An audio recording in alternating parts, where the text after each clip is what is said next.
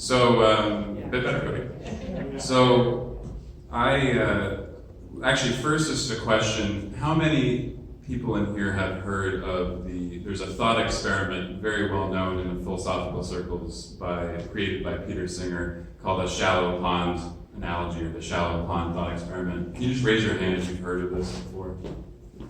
So enough people haven't, where I'll give you some of the details. I might make a hash of this because I didn't come up with it, but it's really helpful for me. It was extraordinarily helpful just in illuminating what my own, and I think a lot of our weaknesses as a human being, just in terms of how we're wired to think about the world, and how oftentimes there's a gap between the actions that we take and every day and the actions we would like to take and probably should take to reduce suffering. So he talks about somebody walking by a pond and seeing a child with his arms flailing, about to succumb to the waters, and his death by drowning is imminent. And so the gentleman walking by sees this happening, and he knows that the pond is shallow enough where he could easily wade in and pick the kid up by his shoulders and take him out and save his life. And so the gentleman stands there for a little while and reflects and contemplates for a moment about what to do, and says, well, I just bought this nice $90 pair of dress shoes, and I don't want them to get ruined, so I think I'll pass on this, and I won't go into the pond. I'll just move on. Now, this thought experiment, it will scandalize anybody who hears it, and we would think, anybody who essentially has to be a moral monster to walk away and extract themselves from that situation and think that there's no moral responsibility to act. So Peter Singer would then go on to say that, well, we actually find ourselves in this exact same situation morally, not the exact same situation in terms of the concrete details, but morally we're in an identical situation every day, all the time. Constantly we are confronted with an opportunity to help people who could be helped profoundly by just small gestures on our part, and we fail to take action. Now, sometimes this is because we're not aware of suffering and tragedy, but sometimes it's because we have a faint awareness, but we don't think it's our responsibility to take action. And of course, I'm talking about suffering typically in far-flung regions of the world, but also right around us every day. But the worst forms of suffering and poverty and destitution and hunger typically are in other parts of the world, and we aren't regularly confronted with it. We might see some images on the news, but they tend to be fleeting. We won't be regularly confronted with the dilemma of whether we should act or whether we could act. So just to give one statistic, I might have the numbers slightly off here, but I believe something on the order of, still today, 930 million people are malnourished and hungry. So there's that many people who are in need of help, and many of us have the opportunity to help, and I'll talk a little bit more in a moment about what I mean by opportunity. But certainly I don't take nearly as much action when I hear about these kinds of statistics as I think I should morally. So just to revisit the Peter Singer, the shallow pond example for a moment, he paints this pretty stark, fairly depressing picture of our moral intuitions, and how in that particular scenario, not acting would seem abominable, but we tend not to act in scenarios that are very similar morally. I actually think when I started reflecting about it more and hearing more of the arguments and sentiments from other effective altruists, that I actually think it might be a bit worse than how Peter Singer outlines it. So I'll talk a little bit more about that. I promise the trajectory of my talk is going to become more hopeful and optimistic as I move on, but just to work through some of my own demons that I've had to exercise as I've first learned about these ideas, and then try to figure out how to make them, internalize them, and then take action on them. So his thought experiment is, you could put it in a class of what I would call a moral error of omission, where we fail to take action when we could. Now, typically, most people would talk about moral errors of commission as being worse. For example, we go out of our way to do harm for selfish gain. So we steal somebody else's food for our own gain, or somebody else's resources that they're entitled to. Some interesting research in psychology as well as work in philosophy would often contend that it's actually no real distinction between moral errors of omission, failing to act, and then going out of your way to do harm. So just an example closer to my home. So I'm in academia. We all heard about recently the college admission scandal, where parents were paying off college coaches, for example, to pretend that their children were athletes to get them admitted to elite universities. And that seems, absolute top of the line, criminal behavior. So that's an error of commission, a moral error of commission, where you're going out of your way to do something for selfish gain that creates harm for others. You're taking spots in top universities that other people would be entitled to. But let's take another example where professors like me routinely fail to take action to speak up against legacy students. So students who are admitted to universities because their wealthy parents donated a lot of money and bought a building. And they're maybe not directly admitted because of that, but they have a major leg up, an advantage to gain admittance because of that. And again, they're taking away limited positions from other students.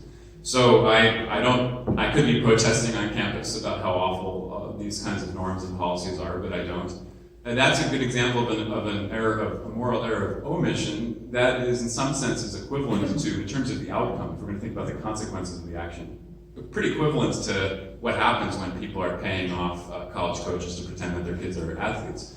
So the outcome is the same, even if the way that we think through the counterfactual, errors of commission seem so bad because we can easily think of what the person otherwise could be doing with their time.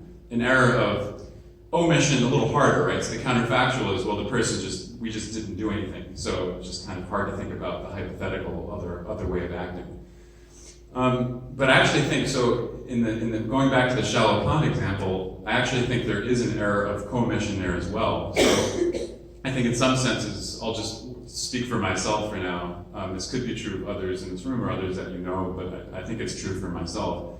I am, I think, to some extent complicit in the suffering of that child, the child who's drowning or children who are starving elsewhere. So I actually went online to calculate my carbon footprint, just curious. I inputted a lot of the things that I do each day, my mode of transportation and heating my home, etc. And it turns out that my carbon footprint is equivalent to, so the amount of gas that I am responsible for releasing to the atmosphere, CO2, is equivalent to the weight of 2 African elephants. So if you were to somehow, obviously that CO2 is dispersed all over the atmosphere now, but if you were to somehow collect that and package it, it would weigh that much. And gas doesn't weigh very much, right? So that's quite heavy. So, so I fly, I have in-laws that live in California, so I fly twice a year to California and oftentimes one other time for work. I have colleagues who sometimes fly 2 to 3 times a week and own massive houses that take a lot to heat, for example. And so it could be worse, but on the other hand, for me, I'm emitting orders of magnitude more CO2 into the atmosphere than the people who I am probably affecting most negatively. So, for example, we know. When I say no, we know to the best of our ability from evidence that much of climate change is human-induced, and we know that the uptick in the last couple of years of hunger. So worldwide, the number's gone up a few million after precipitously declining for about 30 years. And that's in large part because of climate change. Okay, so there's droughts where there haven't been droughts before, flooding where there hasn't been flooding before, fires where there haven't been fires before, and this is leading to suffering caused by people like me, given just my daily routine. And in some respects, then I think I am complicit in certain types of suffering, or at least you can make the argument that that's the case. Certainly, if I were to continue with my current ways, and I think there are other ways that that's true as well. There's 2 other things that I think are worth thinking about, which is that right now in our modern world, with the capability that's given to us through technology, we have really 2 things that relate to the opportunity side of the spectrum, which is the opportunity to help. Number 1, the past 10 to 20 years, there's been some great research via randomized control trials showing, with as close as you can get to proof positive, that certain types of actions will almost certainly reduce suffering. Right? So for example, one of the most well-known examples is in the Against Malaria Foundation. They run a few randomized controlled trials to show that if you spend about $3,400 of your money and you donate the money to that organization, it'll purchase enough bed nets that people will put around where they sleep at night that'll prevent being bitten by mosquitoes that carry malaria, to where you can be pretty confident that you'll save one human life if you spend $3,400. So talk about, often these are people who are under 5 years old. So you're talking about families who are losing a child needlessly, who grow up to have a wonderful life because of a disease that's completely preventable with existing technology, just from a donation of $3,400. So we have evidence showing that there are certain ways to make a positive impact. And then we also have the technology to make that kind of donation really easy and straightforward, right? So you just go on to GiveWell or to GiveDirect or to againstmalaria.org and you just submit the money. And it goes to a cause that would be probably a better use of that money. Actually, I would say almost irrefutably a better use of that money than where I would otherwise allocate it. Where would I allocate that $3,400? I don't know, maybe to a vacation or to buy another bike or to buy a few more toys for my daughter. Some of those more noble than others, but not going to make the same impact in terms of the marginal gain of that dollar for me or for my daughter as it would for somebody who could potentially get malaria and have their lives saved. So you have those three things. So beyond the shallow pond example, you have those three things that I think have conspired to make me feel just extraordinary guilt. Also a little bit of inspiration there to try to make a difference. Those three things being evidence that we have, what can make a difference, an opportunity via technology to make a difference fairly smoothly if we have the financial means to do so.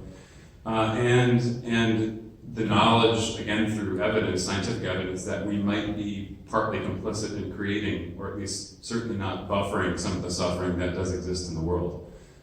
So when I think about each of these factors kind of contributing to the sense of guilt and inspiration, it might seem pretty straightforward that, okay, I'm somebody like me aware of this, talking about it, should be easily able to take action to make a difference. And that hasn't happened to a great degree in my own life. And this is where I think my struggles with effective altruism right now are, and making it part of my daily life this is where I'm hurting the most, and I'd love to get your feedback later or now. So what I'm struggling with the most is, so I know about this, I'm aware on an intellectual level. I've been emotionally affected through images of suffering and stories of people, of tragedy, but I don't regularly take action. So let me give you an example of something I had committed to, then failed to follow through on before I talk about something that I think worked much better. So I had committed to going, every morning I would spend 10 minutes, I'd first meditate briefly, and then I would go to my computer and log on to GiveDirect, which is my charity of preference right now. And as an aside, GiveWell has ordered thousands of charities according to how likely your contributions are to actually make a difference at the source of the problem that you're trying to address. And they've identified 7 charities that are especially effective, GiveDirect being one of the most effective ones. So I was going to log on, and I was going to well up all of the gratitude that I have for the life I get to live and the privilege I have, all the guilt that makes me feel like I should act. I was going to well all that up every morning and go log on and decide how much money I was going to give, which hopefully would be a huge chunk of my after-tax income. And so whatever I could afford to give. And so what happened on the first day after I had made this pledge? So I woke up and I was really tired from the day before. I had a grueling day at work, and I said, I woke up 10 minutes early, but I just would like to lie here for a little bit longer so I can recuperate. I'll just start tomorrow. Okay, so what then happened the next day? So I woke up 10 minutes early, and I had the night before, I had something happen that made me incredibly frustrated and a little bit bitter. And I wasn't feeling particularly charitable that day. I intellectually knew I should do something about this guilt and my knowledge of suffering in the world. Didn't go down to my computer and do anything about it. What happened the next day? So the next day, all of a sudden it was noon, and I was at work, and I was like, wait, oh no, I didn't do my morning routine. I could have easily done it, I just totally forgot.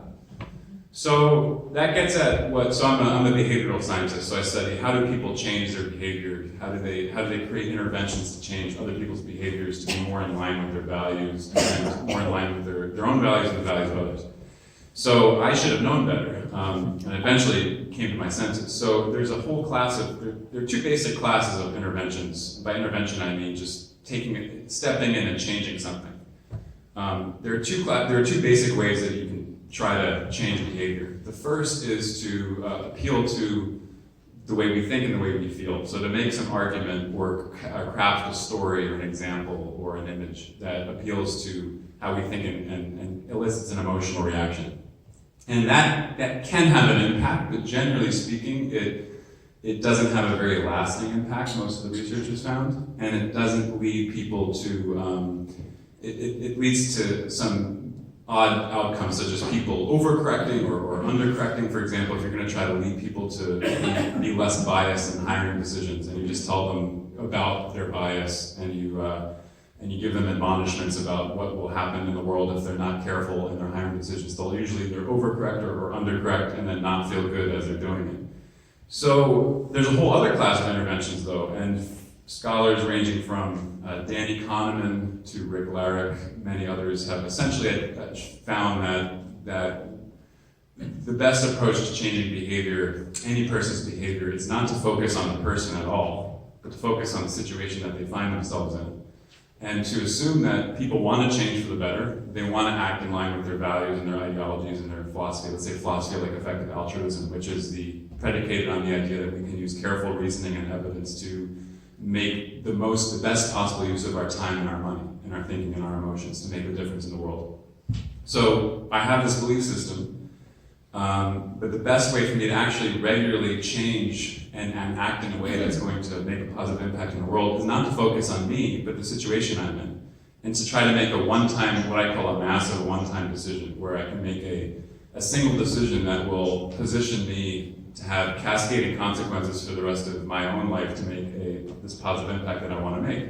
So the example here, pretty straightforward one, which is that we now have the technology where I can log on to GiveDirect in a moment of self-appraisal when I'm trying to be a better person. I take the time to log on to GiveDirect and decide how much money I'm going to give on an ongoing basis. That's going to automatically get deducted from my checking account every month, where I don't even have to think about it. I don't have to make a decision on any ongoing basis. I don't have to, every morning, I don't have to try to well up and drum up the inspiration to do good.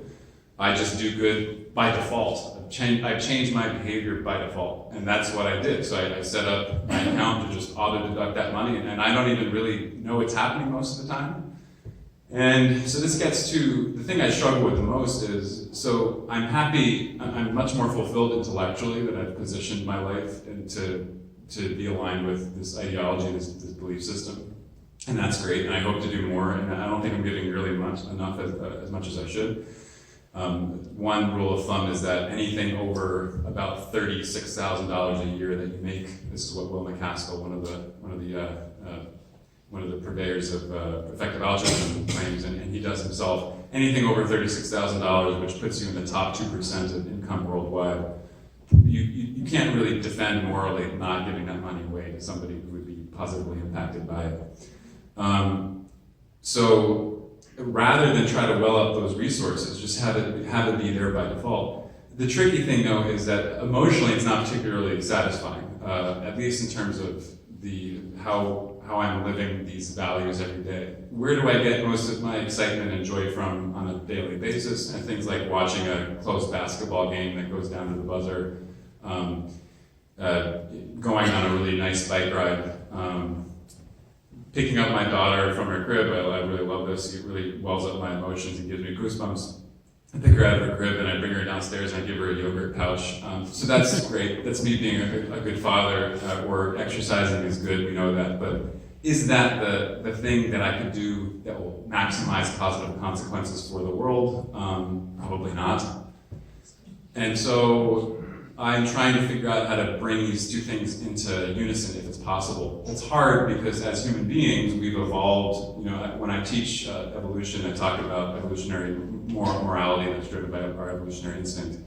I talk about if all of humanity was a minute long, more than 59 seconds was spent in a primitive environment that looks nothing like our own, where we would be around 70 to 140 people max. You might occasionally glimpse another tribe crossing the savannah half a mile away, but otherwise you wouldn't come into regular contact with other people. And so we evolved through Darwinistic evolution. We evolved a set of mutations that adapted ourselves to that environment in which we were essentially, our instinct is to take care of our young and to take care of the people, our kin who are immediately around us. And that's what brings us joy, and it's exhilarating and makes life feel like it's worth living. The problem is that in the interconnected world we're in right now, where with extraordinary amount of inequality and resources, some people are in a position where they can make an extraordinary impact rather than buy a yacht, or in my case, buy a new bike. We don't have that instinct to give that money, or to give our time, or to dedicate our career to making the most impact possible in terms of our consequences. It just doesn't elicit the same emotions. It's just not in line with our primitive instinct.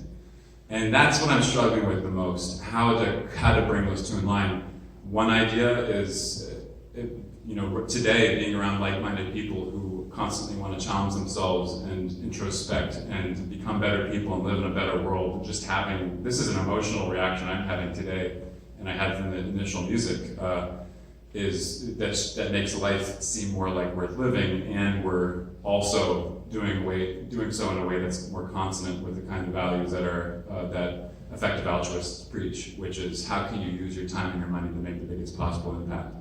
But it's something I really struggle with personally, and I don't have any easy answers. The only thing that perhaps could be taken away from this, I hope, is just that I do think if we're going to be in line with the evidence on behavioral change, the most surefire way to get ourselves to live our lives in line with our values is to be very sensitive to those one-time decisions that can position us to every day give back more, and not have it be a constant decision you have to make every day, because it's very hard to have the wherewithal to follow through on your values, just given the daily hassles and trials and tribulations and distractions and an effort that it takes to just make it through the day to begin with when you're a human being.